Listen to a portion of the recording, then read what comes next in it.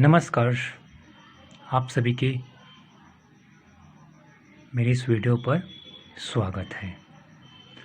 संतो आज बात करेंगे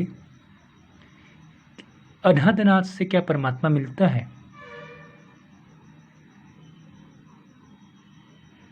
इस पर ही बात करेंगे, क्योंकि अनहद नाद से परमात्मा नहीं मिलता है। जी हाँ, हम देखते हैं कि कई जो धार्मिक संस्थाएं हैं वे ध्यान करवा के अनहद से जोड़ते हैं और कहते हैं इस अनहद से जब नाद से या नाम से जोड़ोगे तो आपको फिर वो नाद या अनहद परमात्मा तक ले जाएगा। दोस्तों, सबसे पहले मैं एक बात बताऊं, जितने भी अनहद नाद है वो नाद शब्दों से बना है, अक्षरों से बना है। कोई भी धुन, संगीत हो या धुन हो, नाद हो, अनहद नाद हो, वो एक प्रकार का शब्द ही है, क्योंकि ध्वनि या धुन शब्द से ही बनेगा। बिना शब्द के कोई ध्वनि बन ही नहीं सकता। तो यहाँ पर तो परमात्मा शब्दातीत है, यानी शब्दों से परे हैं, अक्षरों से परे हैं। अक्षरातीत, शब्दातीत, अक्षरों से परे, शब्दों से परे। तो जब जो परमात्मा अक्षरों से परे हैं, शब्दों से परे हैं, वो परमात्मा कैसे अनहद नाद से मिल जाएगा? क्योंकि अनहद नाद में शब्द है, अक्षर है, तभी वो नाद बना है, संगीत बना है। क्योंकि ये संगीत केवल अंदर नहीं, बाहर भी चल रहा है। यथा पिंडे सो ब्रह्मांडे, जो ब्रह्मांड में नाद चल रहा है, अनहद नाद, वो हमारे अंदर भी चल रहा है। अब जो चीज़ बाहर चल रही है वही अंदर चल रही है, तो मुक्ति कैसे मिलेगा? क्योंकि ये तो हम बाहर भी सुन सकते हैं। हर तत्वों की टकराव से नाद बनता है। आओ देखते हैं कबीर जी का क्या विचार है इस पर। क्योंकि कुछ लोग कहते हैं कि कबीर जी ने अनहद नाद सुनने को कहा, उसका सही अर्थ आप नहीं लगा पाए। कबीर जी ने कहा है कि जाप मिटे, अजाप मिटे, अनहद भी मर जाए।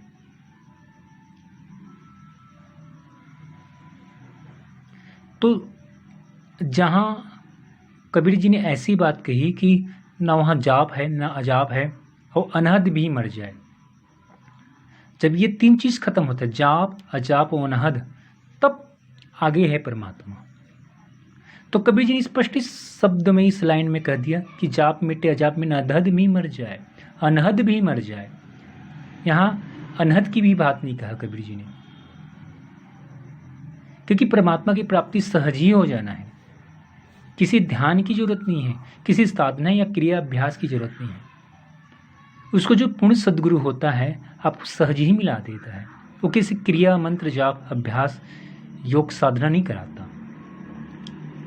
सहज समाधि खोजी हूं, तुरंत मिल जाऊं, पल भर की तलाश में, तुरंत सहज समाधि। इसलिए कबीर जी ने कहा कि मोहे वो सद्गुरु भावे, जो आवागमन मिटावे, आंख न मूंदे, कान न रूंदे, न अनहद सुनावे। यहां भी कबीर जी ने न अनहद सुनावे। श्वास अश्वास क्रियाओं से न्यारा, सहज रूप लखावे। श्वास अश्वास, जो सांसों में क्रिया को कहते हैं, श्वासों का ध्यान करो, श्वास द्वारा सुमरन करवाते हैं। तो कबीर जी ने उसको भी कहा कि नहीं करना है, सहज रूप दिखावे, मोहे वो सदगुरु भावे। ये कबीर जी का वचन है। तो यहाँ पर मैंने जो टॉपिक लिया अनहद नाद से, तो कबीर जी ने क्लियर कर दिया कि अनहद नाद से परमात्मा नहीं मिलेगा। अनहद नाद केवल काल या माया जगत का ही तक सीमित है, उससे आगे अनहद खत्म हो जाता है। अनहद नाद की एक सीमा है, चूंकि परमात्मा असीम है और अनहद नाद भी वो असीम तक नहीं जा सकता, क्योंकि वो शब्दातीत, अक्षातीत है, अनहद नाद से परे है। तो संतो, ये है बात। तो वीडियो कैसा लगा जरूर आप कमेंट्स में बताइएगा, और आप नए हो तो इस चैनल को सब्सक्राइब जरूर कर लेंगे, क्योंकि यह चैनल कबीर दर्शन से आपको जोड़ता है।